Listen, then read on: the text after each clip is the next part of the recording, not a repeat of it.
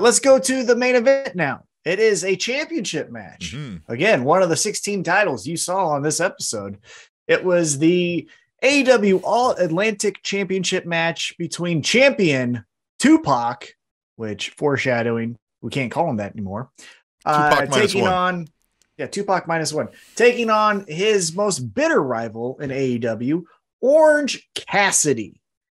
And these two guys always deliver. Again, we are not moves people, but they find ways to get the silliness of what Orange Cassidy is and the bitterness of what Pac is in new ways every time. It's the same formula with a new taste every single time you see the match. And I like that a lot. Yeah, I agree. And they also have a master of this is a trope of the modern wrestling, the hold your hand wrestling style that we like to call it, the Young Buck style of false finishes and kickouts and all that. But they master it pretty well of gathering the crowd anticipation and the shock and awe of the false finish, if you will. I think they do it better than most.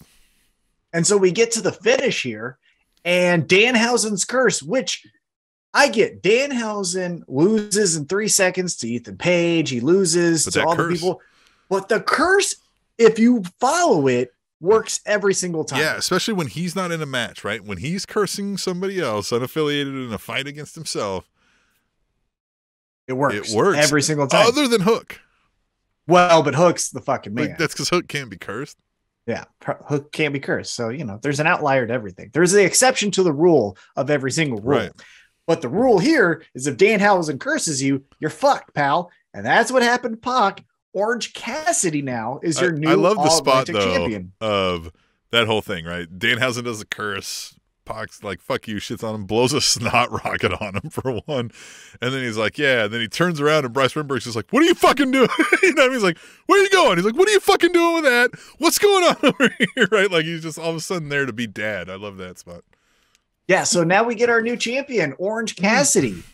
What is your anticipation for champion Orange Cassidy? I think we're going to get some fun spots. People are going to be chasing him for a title, and he's just going to be like, oh, this thing, you know what I mean? Like, he's going to be super cool about it. The oversaturation worry always happens with Orange Cassidy, right? Like, at what point does the shtick of, like, I get it, he's too cool, hands in the pockets, I get it, right? You can't run. I feel like once you start doing it 3-4 weeks in a row, you start going like, okay, right? And to AEW's credit, they have avoided that, right? We get it sporadically. We get it in small bursts. With a champion, usually you don't do that, right? Usually you see the champion all the time, right? So I think we'll get a little decent run out of Orange Cassidy here, but who is first in line to be like, fuck this guy? I want that strap. Is it one of the Lucha Bros? Is it? No. It's Ethan Page. That's who it'll be. Ethan Page. Because didn't he say that when the firm said their goals, everyone had their goal? I believe Ethan Page was like, I'm going to take it to Canada. Gosh. Yeah, but I feel like he's one that could win it eventually, right? So I feel like maybe we got to run through some.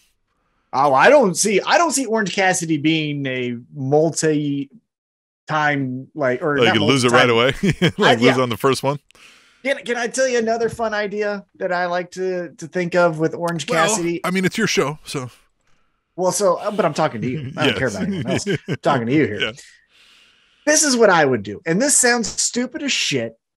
And I don't care, but it can be done 1,000,000% by Orange Cassidy and this championship. You have Orange Cassidy come out there, or you have him backstage with Renee Paquette. And Renee's like, hey, so what's your aspirations for this title? And he pokes fun at the dumbest title in pro wrestling and goes, well, isn't this defended 24/7? Don't I gotta do so? Yeah. So somebody bring a ref, right? Yeah. So like, I'm just gonna wait. Just wait for somebody. And then people take him up on it, just like an open challenge with the TNT Championship. Oh, I can see that with Ethan Page being like, hold on, wait. So you're telling me if I just bring a ref here, you'll let the match happen right here? He's like, that's the rules, dumbass. Right. He's like, okay. You're an idiot. Yeah, right. Yeah.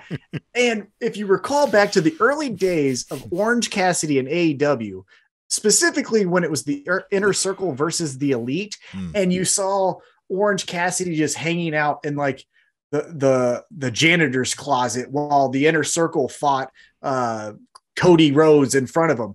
You do things like that where everyone's running and Orange Cassidy's like, I guess I'll join and run with them. I don't know what they're doing, and just, I think, but here's the thing. When Ethan Page, who I do think should win the title from Orange Cassidy, when he does it, he throws that shit to the side. Yeah, we're not making it. Yeah, you're right. Yeah. He says, this guy's an idiot. That was never a rule. He just wanted it to be that way. We're going back to this being a real title.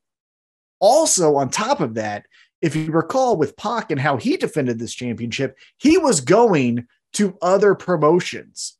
So he was going to London and defending the All Atlantic Championship. Yeah. If you institute the 24/7 bullshit and you take Orange Cassidy to your local promotion, it's not the dumbest idea, especially because it's not televised, to have Orange Cassidy lose it to your biggest heel. And by the end of the night, Orange Cassidy takes it back. We don't really talk about it. He's still the champ when it gets back to Dynamite.